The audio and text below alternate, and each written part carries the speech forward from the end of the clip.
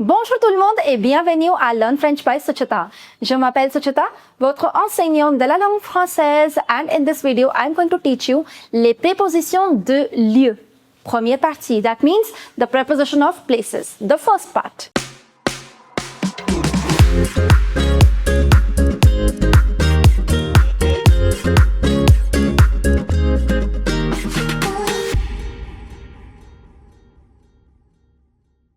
Before we begin with this video, I would like to introduce you to my website www.learnfrenchbysuchita.com, where you will find recorded courses for all your French language needs. We have courses for DELF A1, DELF A2, DELF B1, TEF TCF recorded course, French phonetics as well. We have special courses for our school students ranging from grade 5 to grade 8. We also have courses for university students who are enrolled in certificate course or diploma course in Delhi University. And finally, we also have courses for our school students who are aiming to appear for their DELF Prem or DELF Junior examinations. So hurry up and check it out. So without any further ado, let's get into the video. And as I already told you, in this video, I'm going to take up the topic, the preposition of places. This is the first part of our series. I have divided the series into two parts. So today we are doing the first part of our series. Before we begin with this video, I would request you to watch this video till the end. And in case you like this video, do not forget to give a thumbs up to the video, subscribe to our YouTube channel, mention your comments in the comment section below. And let's start with the video. So basically, what exactly is the topic? First of all, let's understand what is the topic. The topic is preposition of places, right? Now, she works in Japan. If I say she works in Japan, what is our preposition over here? In. I go to India. What is my preposition? To. He is from Paris. What is my preposition? From. We come from Canada. What is my preposition? From. I live in Australia. What is my preposition? In. So why they are known as preposition of places? Because if you see, after all these prepositions, we have a place. Japan, India, Paris, Canada, Australia. Now, how do we say that in French? How would we, when we translate this sentence into French, how would we translate in, to, from, in? How would we translate that? All right.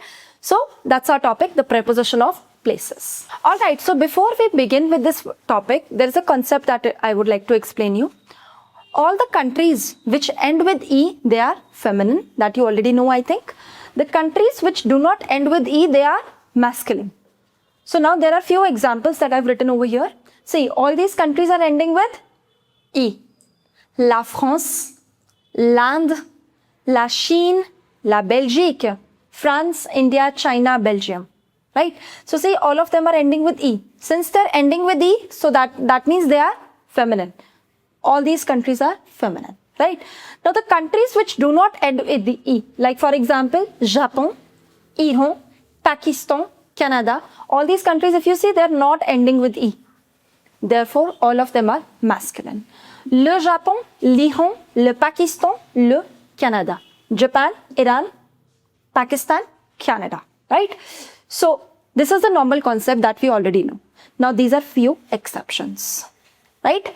Exceptions, why? Because see, all these countries are ending with E, but all of them are masculine. So you have to remember these countries, okay? All these countries are masculine. Le Mexique, le Mozambique, le Zimbabwe, le Zaïre, le Cambodge. Okay? Mexico, Mozambique, Zimbabwe, Zaire, Cambodia. Right? So all these countries are masculine. But all of them are ending with E. Therefore, all these countries are exceptions. Alright, so now we will look upon some of the plural countries. These are all plural countries. Les États-Unis. Les États-Unis. Now you see, before all of them, I have put LES. Because all of them are plural. Les États-Unis, United States.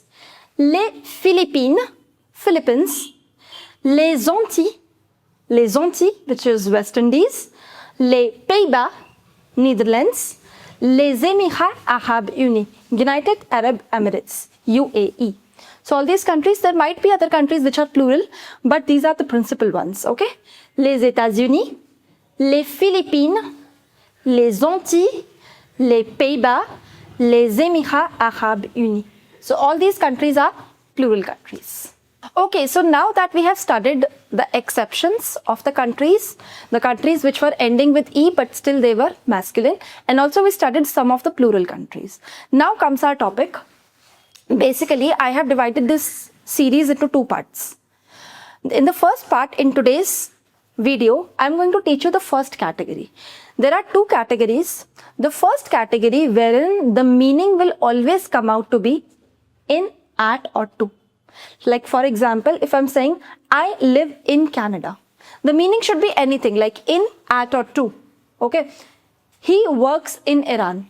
The meaning should be anything out of these two, out of these three. If the meaning is in, at or to, then you will follow the rule from the first category that we are doing today. Okay. If the meaning is not in, at or to, then you will not follow the rules from here. Okay. So now let's follow this one, the first one, wherein the meaning in English will come out to be in, at or to. If it is the case, you will follow the rules from the first category. The first part, les pays masculins qui commencent par une voyelle. The masculine countries which begin with a vowel, and the second one, les pays masculins qui ne commencent pas par une voyelle. So the masculine countries which do not begin with a vowel. Two things, the masculine countries which begin with a vowel, the masculine countries which do not begin with a vowel, right? Now, if the masculine country is beginning with a vowel, then in that case, you'll use the preposition en. If there is a masculine country which does not begin with a vowel, in that case, you'll use the preposition o, right? En, o. Now, first, you always have to translate that particular sentence in English. J'habite Canada. So, I live in Canada. If the meaning is coming out to be in, at or to, which is perfectly the case, I live in Canada, the meaning is in, so you will follow the rule from the first category. Now you will check the country. Check the country Canada, which is a masculine country or the feminine country. It's a masculine country because it is not ending with the masculine country which is beginning with a vowel or which doesn't begin with a vowel. Which does not begin with a vowel.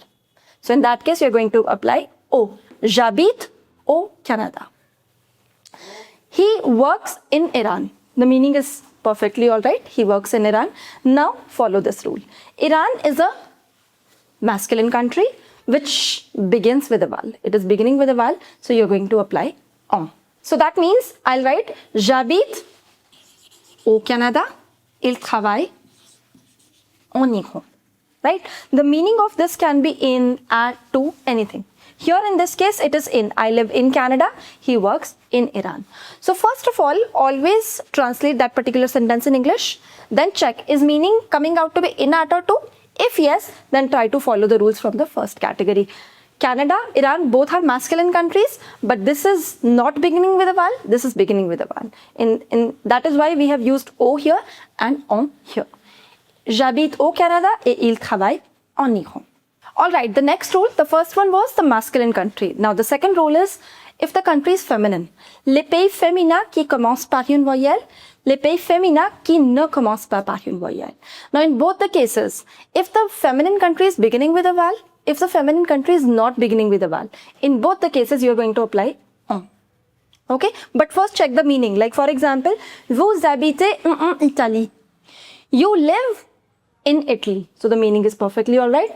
Il va France. He goes, what will you say in English? He goes to France. So the meaning is perfectly alright. Now, since the meaning is fine, now you will check the rule from here.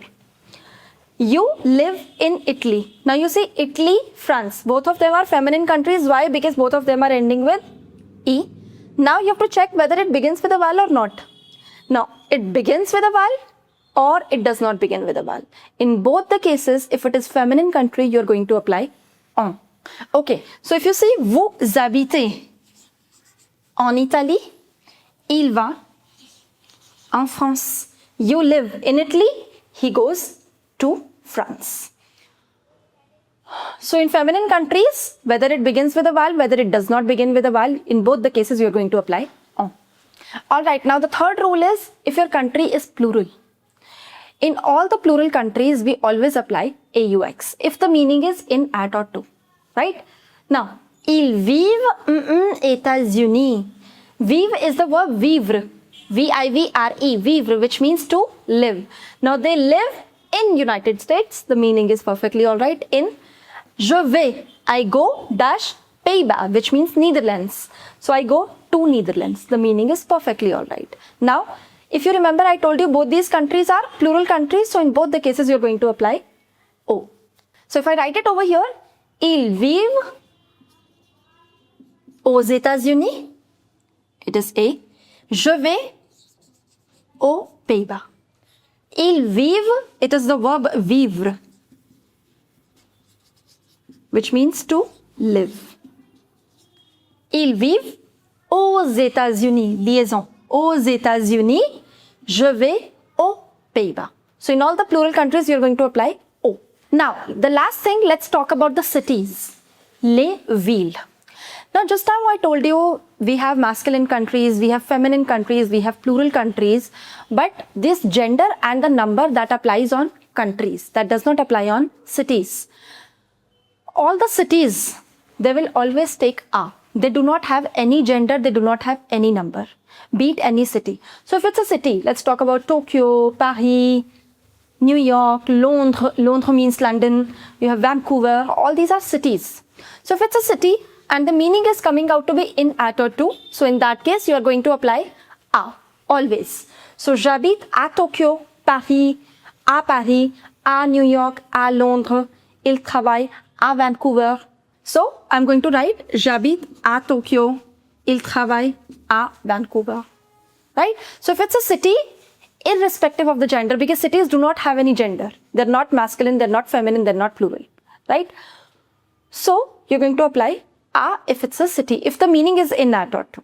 Now here I've written few questions for you. This is an exercise for you. Just grab a notebook, grab a pen. You have to solve all these and you will find the answers of these in the description box below. You'll follow all the rules which I've taught you in this video. Okay? All of them will carry the meaning of in, at or to. Right? So solve this and check the answers from the description box below. And if you have any query, you can mention that in the comment section below. I am going to read it out. That's it for this video. In case you like this video, do not forget to give a thumbs up to the video, subscribe to our YouTube channel. For daily updates and reminders, do not forget to hit the bell icon. And I'll see you soon with the next video. Till then, au revoir, à bientôt et bisous bisous.